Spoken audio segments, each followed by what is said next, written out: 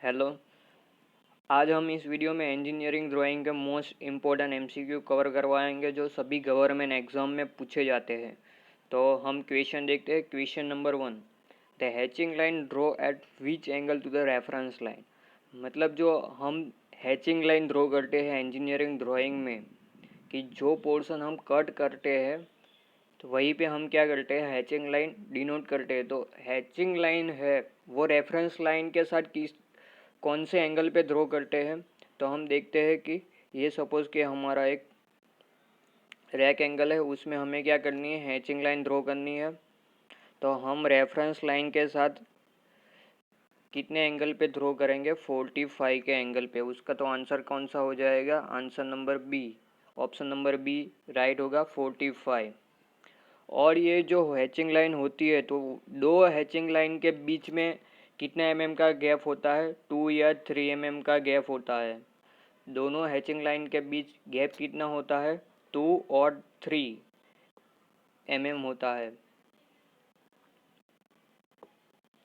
Question number 2, isometric line is a percentage of the actual line. मतलब जो isometric length होती है वो एक्चुअल लेंथ के कितनी परसेंटेज होती है, वो कितनी होती है। यहाँ पे देखते हैं, ऑप्शन नंबर सी अपना राइट होगा, क्योंकि इसमें कैसा होता है, ये जो हमारी जो एक्चुअल लाइन होती है, ये जो अपनी एक्चुअल लाइन जो होती है वो कितने एंगल पे होती है, 45 के एंगल पे होती है। और हमारी जो आइसोमेट्रिक लाइन जो होती है वो कितने एंगल पे होती है, 30 के एंगल पे। तो सपोज़ कि हमारी एक्चुअल लेंथ इतनी है, सपोज़ के 10 एमएम है, तो इसका हम प्रोजेक्शन लेंगे तो हमारी लाइन कितनी कम हो जाएगी, आइसोमेट्रिक लेंथ। तो आइसोमेट्रिक लेंथ कैसी होगी, थोड़ी कम हो जाएगी। तो वो एक्चुअल लेंथ के कितने परसेंटेज होगी, 81.5%। Option number 3, the length and width in case of the arrow head. मतलब इंजीनियरिंग ड्राइंग में हम जब ऑब्जेक्ट को डायमेंशन देते हैं तब जो एरो यूज़ होता है, डायमेंशन लाइन देने के लिए जो एरो यूज़ होता है, एरो हेड, तो एरो हेड का डायमेंशन लेंथ और विड्थ क्या होनी चाहिए। यहाँ पे हम एक सिंपल एरो हेड ड्रॉ करता हूँ। ये अपना एरो हेड हुआ, तो ये क्या हुआ, एरो हेड की लेंथ हो गई, और ये क्या हो गई, एरो हेड की विड्थ हो गई। तो वो कितनी होनी चाहिए, तो कितनी होनी चाहिए, उसकी लेंथ 3 टाइम्स होनी चाहिए और उसकी विड्थ 1 टाइम्स। तो उसका ऑप्शन कौन सा सही हो जाएगा, ऑप्शन नंबर सी, 3/1।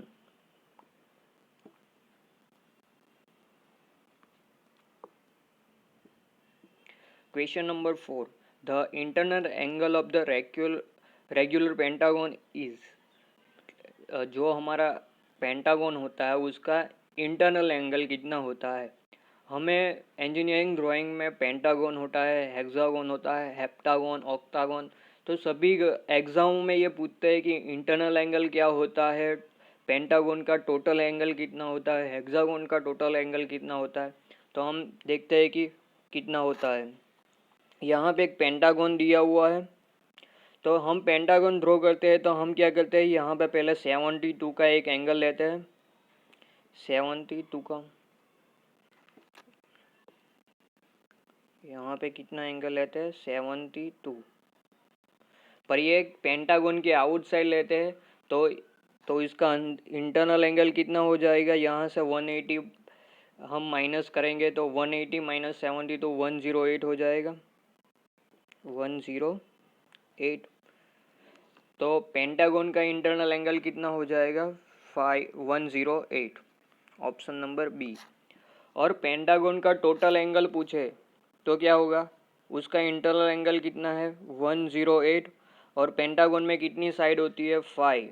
जितनी साइड होती है उतने मल्टीप्लाई कर देंगे तो कितना हो जाएगा, 540।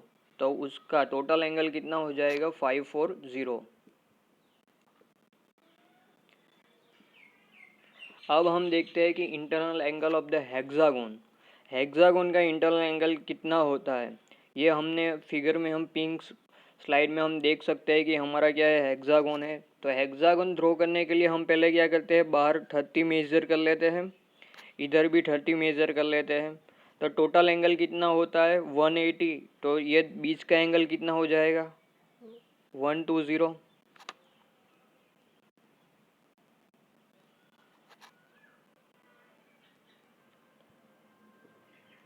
वो इंटरनल एंगल कितना हो जाएगा 120, 120 हो जाएगा। तो हेक्सागोन का इंटरनल एंगल कितना होगा 120, और हेक्सागोन का टोटल एंगल पूछे कि हेक्सागोन का टोटल एंगल कितना है, तो 120 इंटू हेक्सागोन की साइड कितनी होती है तो 6, तो कितना हो जाएगा 720। अगर जो हेप्टागोन पूछे, हेप्टागोन में कितनी साइड होती है 60 स्लाइड होती है, तो उसका इंटरनल एंगल कैसे फाइंड करेंगे, तो यहाँ पे हमने फॉर्मूला दी है, यहाँ पे नीचे टेबल में हम देख सकते हैं। पहले दिया हुआ है N is equal to number of slide, मतलब नंबर ऑफ साइड कितनी है, पेंटागोन हो तो 5, हेक्सागोन हो तो 6, हेप्टागोन हो तो 7। ये क्या है उसका टोटल एंगल दिया हुआ है, टोटल एंगल दिया हुआ है। पेंटागोन का 540, हेक्सागोन का 720, हेप्टागोन का यहाँ पे फॉर्मूला में वैल्यू 7 पुट करके हम फाइंड कर सकते हैं। और लास्ट कॉलम में हमने क्या दिया है कि उसका इंटरनल एंगल कितना होता, तो वहीं से हम हेप्टागोन और हेक्सागोन भी फाइंड कर सकते हैं। Question number 6, the section plane are the represent by, मतलब जो सेक्शन लाइन होती है, सेक्शन प्लेन होता है या कटिंग लाइन जो हमारा ऑब्जेक्ट के कट करने में यूज़ होती है, तो उसमें से वो लाइन रिप्रेजेंट करने के लिए कौन सी लाइन यूज़ होती है। तो ऑप्शन चेक करते हैं, continuous thick line, continuous thin line, chain thin line, chain thin line having a thick edge. मतलब ये क्या बता रहा है कि जो हमारी सेक्शन लाइन या कटिंग लाइन होती है वो कैसी होती है, एन पोर्शन में ठीक होती है, फिर dot slash dot slash dot, जो एंड वाला पोर्शन होता है वो डार्क होता है, मतलब थिक एज होती है, मतलब जो एंड वाला पोर्शन होता है वो कैसा होता है ठीक होता है, और बीच में कैसा चेन पोर्शन होता है। तो ऑप्शन नंबर डी हमारा राइट हो जाएगा, ऑप्शन नंबर डी।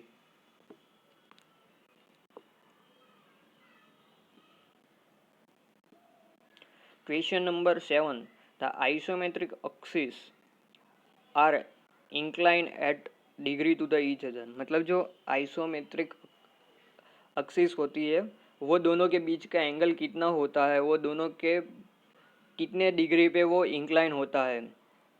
तो यहाँ पे हम देख सकते हैं कि आइसोमेट्रिक ड्राइंग में पहले ये हॉरिजॉन्टल लाइन है। हम जो आइसोमेट्रिक ड्राइंग बनाते हैं उसमें क्या करते हैं, पहले ऐसे दो लाइन ड्रॉ करते हैं, वो पहले दोनों एक्सिस बनाते हैं, एक लैंड के लिए और एक विड के लिए। तो ये दोनों के बीच का पहले एंगल कितना रखते थे हम 30 रखते थे, ये भी कितना रखते थे 30। तो ये दोनों एक्सिस के बीच का एंगल कितना हो जाएगा, यहाँ पे टोटल एंगल 180 है, यहाँ पे 30 और यहाँ पे 30 माइनस करेंगे तो ये कितना हो जाएगा 120। तो ये हमारा ऑप्शन कौन सा सही हो जाएगा, option number C, option number C हमारा सही हो जाएगा कि आइसोमेट्रिक एक्सिस कितनी डिग्री पे इंक्लाइन होती है, वो कितना होता है 120।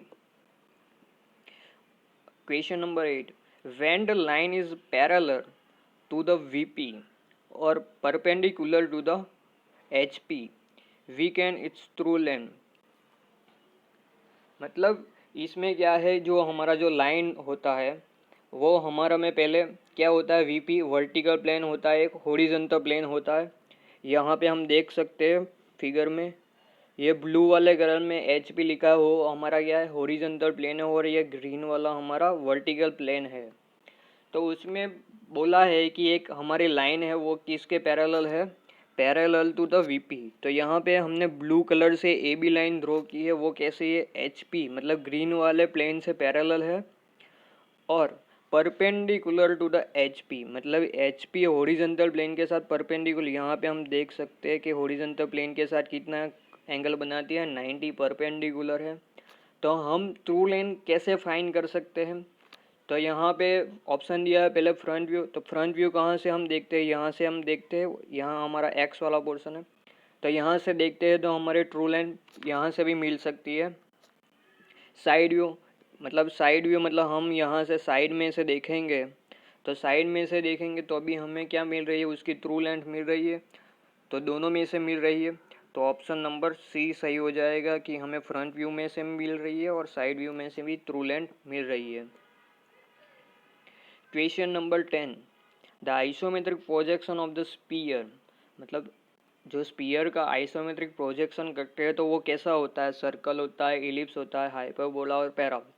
हमने प्रीवियस वीडियो में भी एक एमसीक्यू कवर करवाया था कि सर्कल का आइसोमेट्रिक ड्राइंग क्या होता है। जो सर्कल का जो आइसोमेट्रिक ड्राइंग होता है वो क्या होता है, इलिप्स। और जो हमारा स्पीयर का आइसोमेट्रिक ड्राइंग क्या होता है, सर्कल। ये भी बहुत सारी एग्जाम में पूछा गया है, ये बहुत ही इंपॉर्टेंट एमसीक्यू था। Question number 9, the following method is used to find true length and true inclinations of the line when its front view and top view are given. मतलब हमें क्या है, लाइन का जो प्रोजेक्शन हम लेते हैं, ये हमने क्या की, ये एक्स वाई लाइन ड्रॉ की, यहाँ पे हम लाइन का प्रोजेक्शन लेते हैं। तो यहाँ पे हम जो मेथड यूज़ होती है वो ट्रू लेंथ और ट्रू इंक्लिनेशन फाइंड करने के लिए, तो वो कौन कौन सी मेथड यूज़ होती है, तो रोटेशन मेथड भी यूज़ होती है, ट्रेपेजॉइडल मेथड भी यूज़ होती है और ऑक्सिलरी प्लेन मेथड भी यूज़ होती है। तो उसका ऑप्शन नंबर डी सही हो जाएगा कि सभी मेथड यूज़ होती है। तो ऑप्शन नंबर डी उसका राइट आंसर है। Option number D right answer.